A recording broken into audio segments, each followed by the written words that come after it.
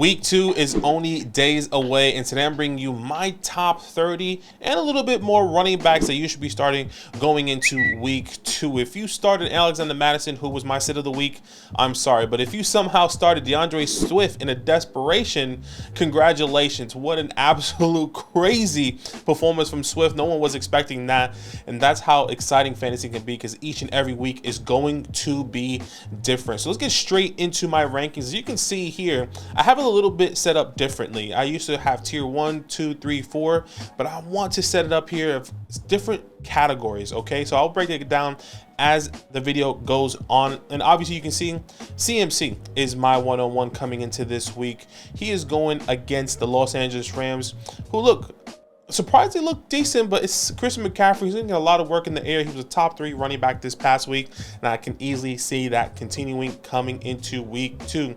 My second running back, maybe a little bit of homer pick, but I don't think so. Saquon Barkley, even though he had a terrible week in week 1 against the Dallas Cowboys, who honestly absolutely dominated us and genuinely should be a top 5 defense in the NFL, or is a top 5 defense in the NFL. Saquon Barkley going against the Arizona Cardinals, and I think they're going to have a bounce back game. Saquon Barkley, we saw in that first drive how he was getting utilized, and that's exactly what I envision him doing coming into week 2. He's going to get the ball on the ground and also in the air. So start Saquon Barkley with confidence going into week 2. Nick Chubb, my next running back here. By the way, these are my must starts. These are guys that there's going to be no question that you're going to be starting coming in and week out, but obviously must starts that are going into my week 2. Yes, Nick Chubb is my third running back of this week, going against a divisional rival with the Cincinnati Bengals, if I'm not mistaken. Excuse me, the Pittsburgh Steelers, not the Cincinnati Bengals, who gave up a lot of points to the running back positions, which we saw this past week,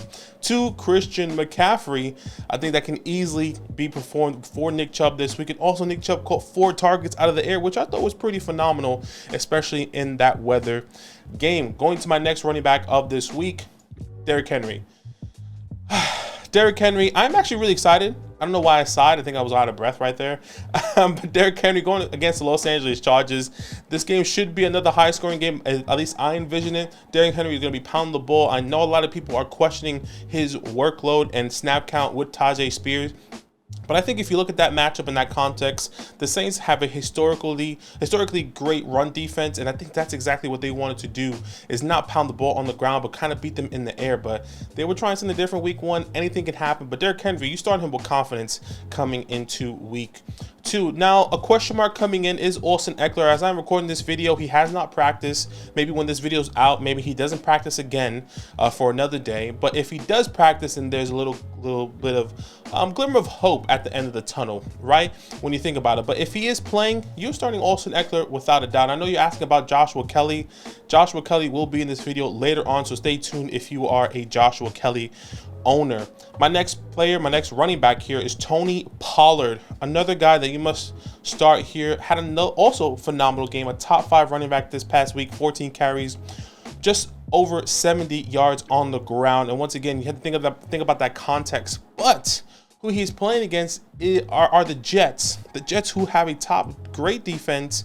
But I do believe this could be a little bit of a different game now moving forward, now that Aaron Rodgers is no longer with the team. So Tony Pollard, a great start. And my last 2 running backs on this list and my must starts is Travis Etienne, who also had a phenomenal game, finishes the top 6 running back, caught 5 out of 5 targets in the air, 18 carries on the ground, and a touchdown.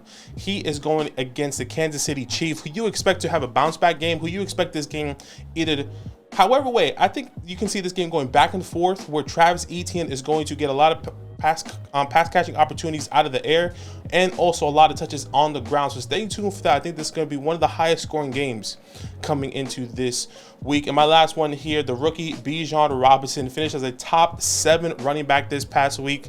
Only got 10 carries on the ground. I know a lot of people are also worried about Tyler Algier, who I will also be talking about later on in the video, but stay tuned for that one as well. But Bijan Robinson, you know, he got drafted in the top 8. In NFL drafts. You probably draft in the first 2 rounds, or in the first round of your drafts. You start him here with no questions coming in to week 2 against the Green Bay Packers. All right, my next tier here are good starts. Running backs that you're just going to be starting because of their workload, because of their opportunities, not because of the matchup, but purely based on opportunity that they're beginning on the ground. So my first good start running back here is Joe Moneybag Mixon going against the Baltimore Ravens. Yes, Damian Pearson had the best game, but this is the divisional game. Ravens against the Bengals divisional game. We've seen Joe Mixon have crazy good games in the past, but also have dud games. But no, without a doubt, you're going to be starting Joe Mixon coming into week 2. And we saw a little bit of a, not the best opportunity for Joe, because we saw Joe Burrow only throw for 82 yards. They tried to get the ball rolling on the ground, but what is the context of that game? It was raining, it was pouring. They couldn't get anything going. I think this could be an easy bounce back game for Joe Mixon, Joe Burrow, and the Cincinnati Bengals. Another good match or person that I am starting coming in that has a good matchup is Josh Jacobs. I mean, you saw, and he's playing the the Buffalo Bills, and you saw what Breece Hall did to this offense or this defense, and you can easily see Josh Jacobs do that if they can get the ball rolling with Josh Jacobs. This past week, he did go up against the Denver Broncos, who currently gave the third least amount of fantasy points to the running back position, and now he's going against the Buffalo Bills, who gave the 10th most fantasy points to the running back position. So I can easily see that flipping on his head, and Josh Jacobs being a good start coming into this week. Another one here is Kenneth Walker. One other good start. Didn't have the best matchup against the Rams, but surprisingly, the Rams have a better defense than what we expected. He is playing the Detroit Lions in Detroit. This could be a little bit different. I'm not necessarily sure what this is going to look like, especially with this offensive line. But if you have Kenneth Walker, this could be a good start if the Seahawks, pound the ball to the Detroit Lions and then get the ball rolling on the ground with Kenneth Walker. Okay, my last good start here, if he does play, I think you're going to be starting him regardless if he does, is Aaron Jones. We saw what he did this past week, RB1, but he got a lot of opportunities on the ground and in the air against the Bears. Now, you're probably saying, what about A.J. Dillon? I also would say, encourage you to wait towards the middle or towards the end of the video a little bit later, where I'm going to be talking about him in depth, because I don't know if you should be starting him if Aaron Jones is not available, okay? Now my starts of the week. I bought this in the video earlier, so definitely go check that out.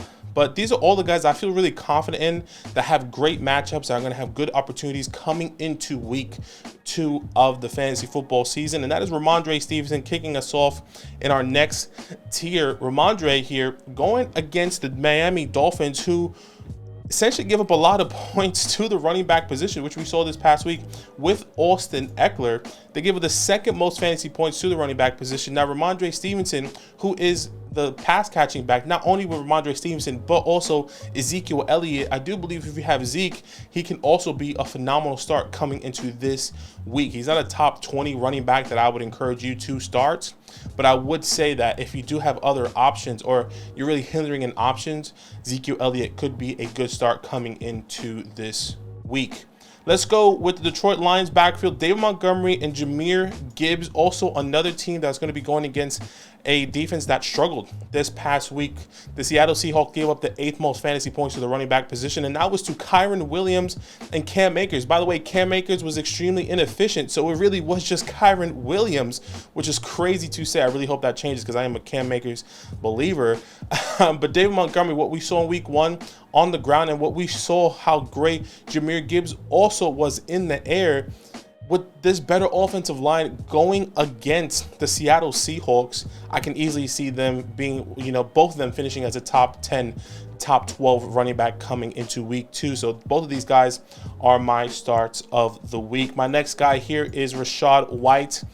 Not the most exciting guy to start, especially what we saw DeAndre Swift running for nearly over 150 yards on the ground, if I'm not mistaken, versus the Minnesota Vikings. But Rachaad White barely breaking, once again, very inefficient on the ground this past week in week 1 against the Minnesota Vikings. The only reason why his day was remotely good was because he got some opportunities in the air. I'm a little bit concerned, but still my start of the week coming in. He is playing the Chicago Bears, who gave the 3rd most fantasy points to the running back position. That was Aaron Jones. I truly believe that he could have a better game coming into this week, but somebody you need to keep an eye on moving forward, especially if he couldn't put up those points with against the Minnesota Vikings. To be granted, I understand it's a completely different team, completely different offensive line. Eagles have one of the best offensive line. That's why I am giving him grace. All right, my next start running back of this week, who I bought in my video, is Dameon Pierce going against the Indianapolis Colts, who also gave up a good amount of points to the running back position into week 1. We saw J.K. Dobbins look phenomenal, and then he tears his Achilles, unfortunately. But Dameon Pierce, coming off of a game where he didn't have the best, he was a must-sit for Zach, and now he's a must-start for me coming into week 2. So don't overthink Dameon Pierce. James Cook, my next start of the week, my guy I've been raving about all off season. Now he's going against the Las Vegas Raiders, who gave up the 11th most fantasy point to the running back position. And I like the usage. I like the usage of what we saw, especially the work in the air and on the ground. Very efficient on the ground when he had the ball. And I think that's what's exciting about James Cook coming into this week. So if you do have James Cook, I do believe he is a great start coming in. I can easily see him getting a lot of points in the air, especially with this Buffalo Bills team, especially Josh Allen, wanting to say, you know what, this is not us, this is not our identity. We shouldn't have lost that game. We're going to be pounding the rock and we're going to be throwing the ball, and that's exactly what I envision here. My last start of the week coming into this week may not sound sexy. Jamal Williams. Look, Jamal Williams didn't have the best game. He actually played the team that gave up the least amount of fantasy points to the running back position. Now he is flipping that on his head and playing the team that is giving up the most fantasy points to the running back position, and that is the Carolina Panthers. And that is a Monday night game, a divisional game at Carolina, which I truly believe Jamal Williams could be a guy that can finish within a top 15 running back and find the end zone maybe once or twice. So definitely keep that in mind. I think if you do have other options, maybe some names that I'm going to be bringing up in my next tier, I would say I understand that you might want to start them over him because they're probably household names, right? Guys that you drafted significantly higher than Jamal Williams, but keep in mind of the fantasy points that the Carolina Panthers gave up in week 1. All right, my not excited tier. This is my tier that all running backs that I'm not excited to start. That's purely plain and simple.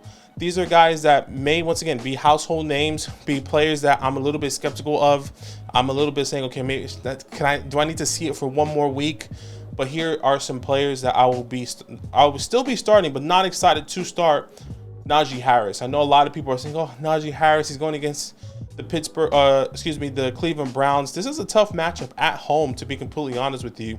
They really held Joe Mixon to less than 12 fantasy points this past week. Najee Harris struggled, and there's already talks about him and Jalen Warren splitting this backfield. I'm not excited to start Najee Harris coming into week 2. I think it's going to be based off matchup when it comes to Najee. But once again, you can see him getting a lot of work in the air, maybe getting 6-7 targets in the air if they are behind. But we also didn't see that often in week 1 when they were behind against the San Francisco 49ers. So someone that I'm not excited to start. Now, this one's a little bit interesting because I think a lot of people are excited to start either one of these guys. But I think based off matchup, I'm not excited, especially what we saw in week 1 from the Dallas Cowboys, and that is Breece Hall and Dalvin Cook, who are both playing the Dallas Cowboys clearly. Breece Hall looked phenomenal on the ground. I think he had like 10 touches or 9 touches for over 120 yards. Extremely crazy that, and he doesn't look in shape. What was crazy is that he still has the vision. He still has this, not the speed, but he just still has the vision to get to that second level, which is phenomenal. Dalvin Cook is a great running back that's going to be used in the air specifically. But once again, not excited to start. I would rather start all my starts of the week over these guys. It may sound crazy, but think of the matchup of this run defense for the Dallas Cowboys. It's going to be tough, especially with Zach Wilson. I can see the Dallas Cowboys bullying Zach Wilson coming into week 2, so keep that one in mind. All right, now it comes down to the 2 guys that are potentially backups. This is where I would put Joshua Kelly and A.J. Dillon. Both of these guys, obviously, if their RB1 is not starting, I'm not excited to start, but you might have to start them. I picture myself starting James Cook over Joshua Kelly if I had the opportunity, specifically because Joshua Kelly is going against the Tennessee Titans, who gave up the least amount of fantasy points to the running back position last week. Now, when it comes down to A.J. Dillon, he is playing the Atlanta Falcons, who didn't give up. They're kind of middle of the pack defense. They're still trying to find that their identity. We'll get a little bit more of a trend going into week 3 and 4.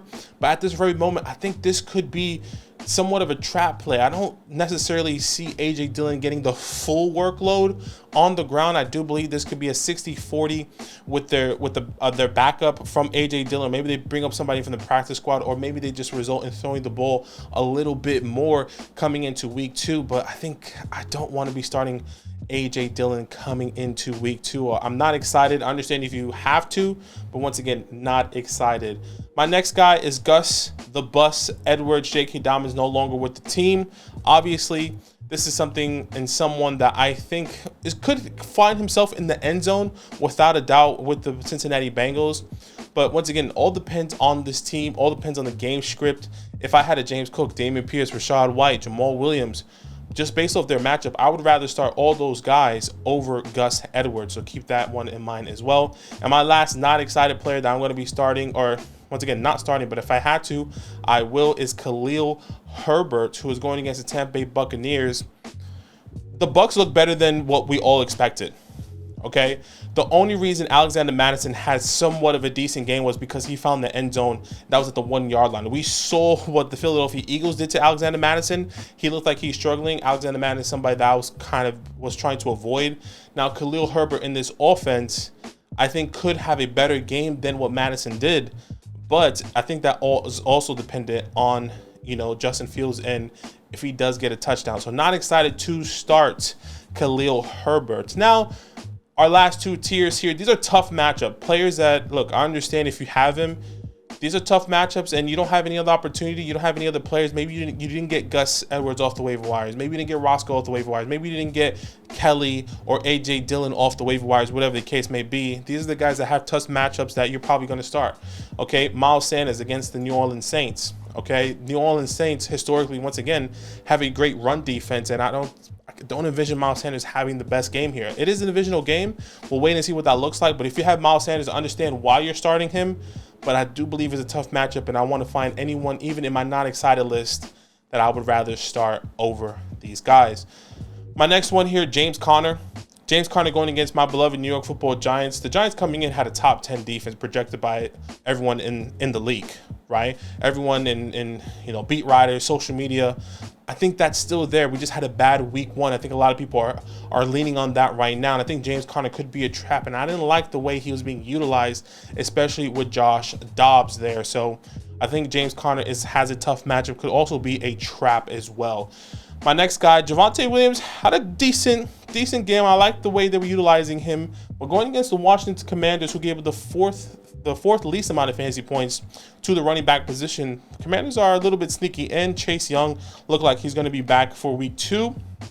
So somebody that I want to avoid. Somebody that I definitely don't like, but I'm still believing in, but not into week 2. That is Cam Akers. Super inefficient. Not excited what I saw with Cam, and this week is not going to be any better. Now, if Cam Akers comes out and have a great game against the San Francisco 49ers, I'm buzzing, but I don't envision that. I see him being more of a based-off matchup type of week. So if you have Cam Akers, I do believe he should be a sit of the week. But honestly, this is a tough matchup, and if you have anyone outside of these names, I would rather start over Cam Akers. And then Isaiah Pacheco going against the Jacksonville Jaguars, who gave the second least amount of points to the running back position. I'm not necessarily sure if I want to be starting Isaiah Pacheco in this 3-running back rotation with Clyde, Pacheco, and Jet McKinnon. So this is somebody that I'm not excited to start, but I think could have a tough matchup against the Jacksonville Jaguars. Okay, and I'll just say these guys really fast. I don't think we have to linger on them. I know a lot of people are wondering, okay, where's Tyler Algier? What happened? I understand he was he finished a top 4 running back. I need to see it again. I think could be a trap play against, the Green Bay Packers here. I need to see it again. That's the best thing I can say. I need to see it again. I'm not telling you with confidence right now that I would start Tyler Algier over anyone here. I think there was one player I would start Tyler Algier over everyone. I think that would probably be Cam Akers. Cam Akers probably has the worst matchup this week against the San Francisco 49ers. But you know, even if I had Cam Akers, I'm still contemplating starting Cam Akers over Tyler Algier. But once again, that's maybe just a me thing. I understand, but I need to see it again with Tyler Algier. So these are guys that I believe are trap plays. Okay, another running back duo. I know Raheem Mostert is injured, is in question, and Devon Achane, if he does get cleared, also trap plays. Obviously, they played the New England Patriots, who really played well. They held DeAndre Swift. You saw Kenneth Gainwell, even though he got a lot of the workload, but they held them to under a really good amount of points, at least amount of points here. So I think this is really significant when you think of the Miami Dolphins. Once again, not exciting, not something that I really want to envision.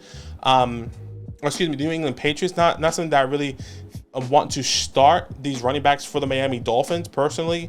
So if I were you, I'm trying to avoid Raheem Mostert at all costs, and Devon Achane. Raheem Mostert was somebody I was saying that you should be selling before week 1, because people were hyping him up, saying that he was the start of the week because he was going to be there, and he was playing the Los Angeles Chargers. He only got 10 carries on the ground, and he got 1 target. People are saying, well, he's going to get a lot of workload in the air. I just don't think you should be starting Raheem Mostert moving forward. And then the last 2 guys, obviously, are the Washington backfield, Brian Robinson and Antonio Gibson. Once again, going against the Denver Broncos, who gave the 3rd least amount of fantasy points to the running back position. I completely understand why you would have to start him if you don't have anyone else. But I do believe this could be a trap play, not somebody that I really want. Brian Robinson's day was saved by that touchdown in the end zone, and then Antonio Gibson fumbled the ball, had a terrible game. So these are the guys I truly really don't want to start whatsoever. But if you have to start them, I understand, but could easily be trap plays coming into week 2. Guys, comment down below any start sit questions that you have, whether you agree or disagree. Maybe somebody that's not on this list. Are you saying, why is he not on your list right now? And then we can have a conversation. So hopefully you guys have the best weekend leading up to Sunday, and good luck going into week 2. And as always, it's all love. Now that those idiots are done talking, who needs some rankings? Hell yeah, I need some rankings. Then use promo code LAND, LAND, for 30% off any membership at flockfantasy.com. Oh, it's so easy. Even your grandma could scan that QR code right there.